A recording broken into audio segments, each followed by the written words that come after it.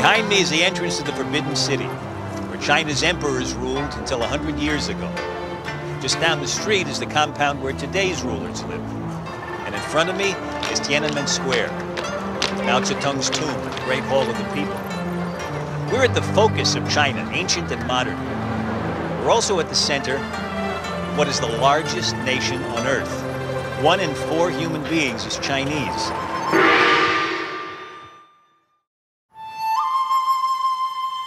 This shrine marks the entrance to the 3 gorges on the Yangtze River. Chinese and foreign tourists come here by the bus and boatload. It must be thousands of years since the first sightseer marveled at the 3 gorges with their plunging cliffs and secret canyons.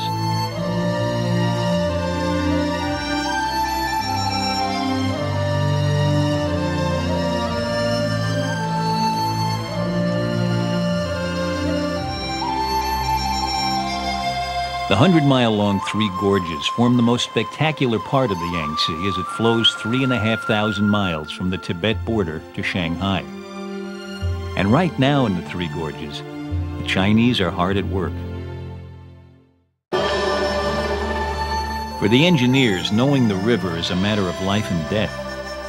5 times in this century, the Yangtze has flooded, with 300,000 deaths and millions homeless.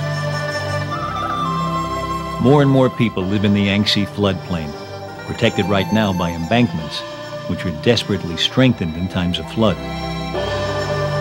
It remains to be seen whether the engineers can keep the reservoir free of sediment, so that there will be room to store future floodwaters. The greatest outcry came on behalf of the people living behind the dam in the reservoir area. In China, every inch of usable land is occupied. So when water levels in the gorges rise 150 feet, thousands of villages and towns clinging to the sides will disappear. We won't know who's right about damming the 3 gorges for several decades to come.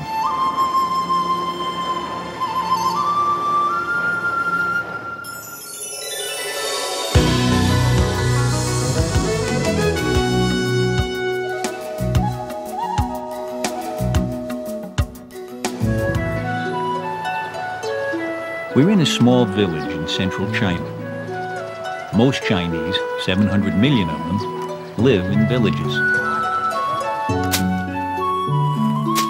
Mrs. Zhao is threshing her crop of canola seed used for cooking oil. Her 2 sons help run this typical farm, which is very small, just under an acre. Yet the 6-member family is self-sufficient in most things. They raise fish in their pond, there are chickens and ducks. And behind the house, there's a comfortable pigsty. The Zhaos grow vegetables, potatoes, peanuts, and oranges. They produce all their own meat, oil, and eggs. There's only one concern: rice. 1/3 of their land is rice field. 20% of the crop has to be sold to the government. What's left will feed half the family. They'll have to buy the rest. Yet overall, China right now is feeding itself. In the late 50s, things were very different. It was the time of Mao Zedong's great leap forward. Cooking pots and tools were melted down in backyard furnaces. Everybody had to pitch in to achieve rapid industrial development. The result was not just bad quality iron, but also widespread neglect of essential work in the fields. Agricultural production collapsed. It's said that the 3-year famine took 30 million lives. Today, China's rice fields are full, not only because those disastrous policies have gone, but also thanks to one extraordinary man, Yuan Longping. They are flowering, you can see. So you probably think I'm going to say these stamps were invented in China, too. Actually, they weren't. They came to China from the Middle East 3,000 or so years ago. So, were most important things invented in China or in the West? Well, history is never that simple. We're in the far west of China. This arid land has been yielding up some extraordinary finds.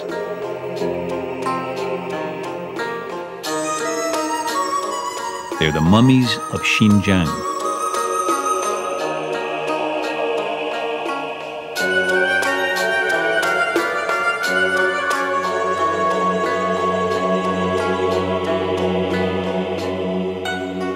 Xinjiang province is the overland bridge between China and Europe.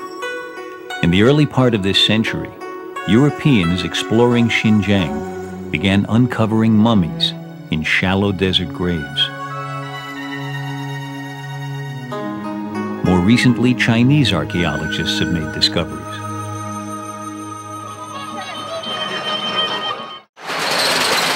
Ours were the first TV cameras allowed to film the mummies.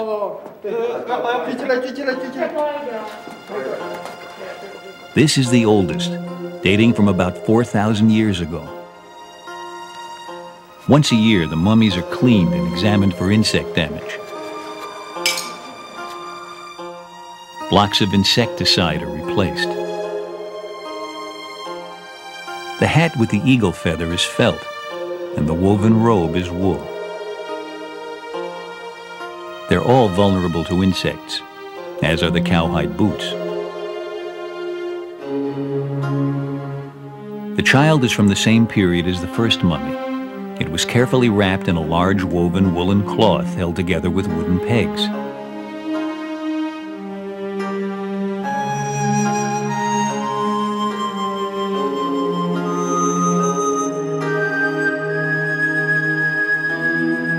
This child from about 3,000 years ago is wrapped in a fine wool blanket tied with a braided cord. The reasons for the stones and wool nose plugs are unknown. It lies on a bed of felt with a cow horn drinking cup.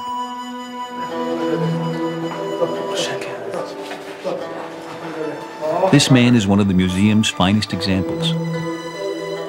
He has a sunburst decoration, again of unknown significance. The state of preservation is extraordinary, a result of the dry, salty desert soil. And also, it seems, some kind of glue-like coating that the bodies were treated with.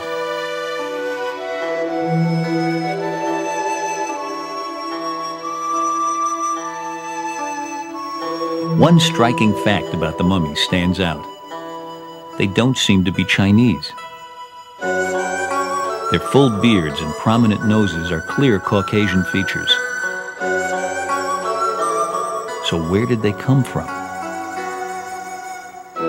Close analysis of the skull types suggests that they came from what's now Kazakhstan in the northwest and from Pakistan in the southwest. In that period, Chinese skull types from the east are only found at the edge of Xinjiang.